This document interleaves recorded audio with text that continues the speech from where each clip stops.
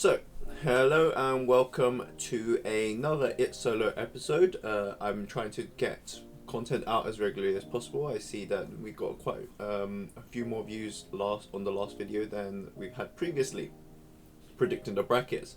So today we're going to talk a little bit about how I think England needs to set up for the next round, and what we've seen in the group stages so far, why I feel like there's perhaps a lack of cohesion in the team, and what I feel Southgate needs to do to really progress the team on forwards.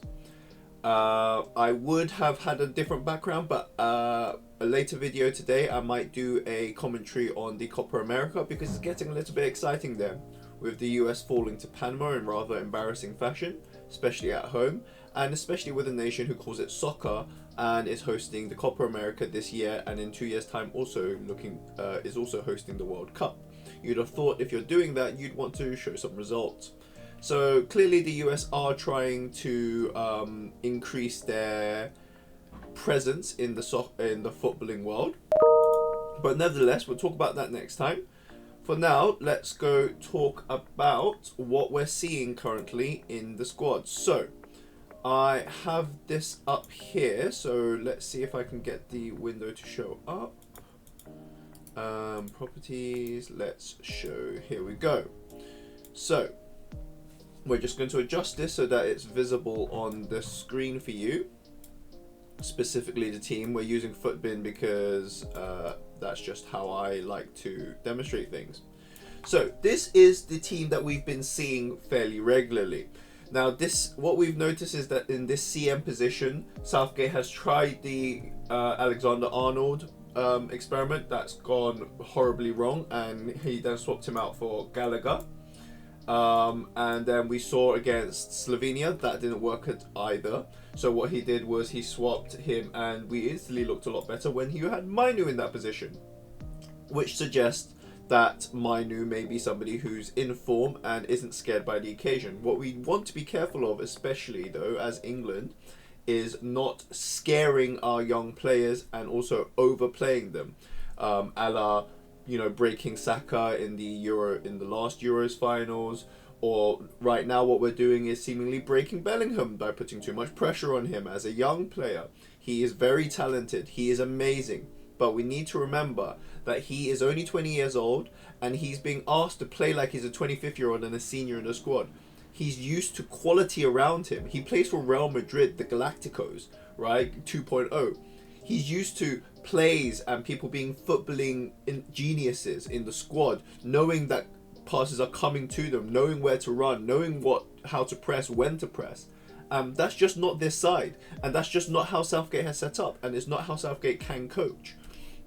Now, because we know that, Bellingham cut a rather frustrated figure in the last game against Serbia, throwing his hands up, getting a little bit petulant, and that, I think, as James Lawrence Olcott has mentioned, is something that will come with age, I believe. It's just something that, he needs to mature into, he needs to get that out of his game, because essentially it shows the opponents that, hey, you're getting frustrated. If we just niggle you a little bit, we're going to get to you. Now, the substitutions we've seen thus far for England, if we just look, is that he has brought on Watkins once. He's brought on Eze once. I don't know why we're not bringing them on more. We've seen Bowen once. And Bowen and Palmer on this right side for Saka has worked out quite well, actually, a couple of times. We've seen Mainu, like I said, come in, and it's a little better. And we finally got to see Gordon for about 2 minutes at the end of the Slovenia game. So, what do we think needs to happen for the next game? So let's put the team back to how we feel like Southgate wants to set up. So this is how Southgate wants to set up, in a standard 4-3-3 with a little bit of adaptation, with Bellingham and Foden out here on the left, really alternating their positions. And I don't think it's working. I think we can all see that it's not working. There's an over-reliance perhaps that Shaw is going to come back, but if we put Shaw here, From what we understand, Shaw has only really been doing individual training. He hasn't been training with the team. Is he at the fitness levels that we need for a knockout stage? Are you going to rely on somebody who hasn't had any game time at the end of the season or for his country now to come in at the knockout stages? I think that's a very big gamble, and I don't think that's worth it. So, especially with the quality we have on field, where this is how I would set up going into the Slovakia game. Now, Southgate has lucked out and, you know, got on the right side of the draw with one of the more easier runs. No game is easy at knockout stages, but one of the more easy runs of any team to potentially winning the tournament. I said in my last video that I think Germany are going to win, but if they aren't, and if we are to progress beyond supposedly Italy perhaps in the next round, in the quarterfinals, or the round of 16 quarterfinals, I was right the first time, then we need to sort out our problems. So what problems have we got? So clearly the left hand side of this pitch are our biggest problems. Foden likes to drift inside. He likes to come in here and really, like, you know, turn and run and sort of have somebody run beyond him and really dictate play around here. England's other problem is Bellingham likes to do the same thing. He likes to be around here. He likes to spray passes about. He likes to hold up the ball. He likes people to run beyond him. And that's just not how the team plays. Rice also should be on this side and also more central midfield and wants to sort of, you know, is creative as a player. We're asking him to play slightly a worse role. Back in Arsenal, what Arteta did was he put Jorginho as the holding midfielder and let Rice progress forwards and push forwards a little bit, help out defensively, but mainly be more of a creative attacking threat. Saka, I think, has been doing a good job. He's been one of our biggest threats moving up this right-hand side of the pitch. But he is left-footed. And so this is going to play a little bit into how I feel like we should be able to set up. And unfortunately, Gallagher is this holding midfielder, but he doesn't have the range of passing to really supply our top talent. And then the, you know, square peg in a round hole that is Kieran Trippier, who should be playing over here and is also, you know, more of an attacking-minded, right-sided player, but he's been asked to play a left-back defensive position, and he's been doing a good job defensively. I think knock him for his attack all you want, but you have to admit, defensively, England have been solid. So, what do we need to do? Well, firstly, let's remove the problem players. So let's remove Trippier, right? Let's remove Gallagher from the squad, okay? And let's also drop one of these two players for now, right? I'm going to add them back into the team, so don't get worried. But I would say let's drop Bellingham now because he's more of a floating player and we'll fit him in later. I would switch up to a 3 or 5 back formation. The reason for that is I feel like if you have Walker on the right side, basically our left hand is weak. We know it's weak, right? And we've been covering for that defensive liability, but now we're moving on to the knockout stages. It's really where you're either in knockout football, there's two ways you win.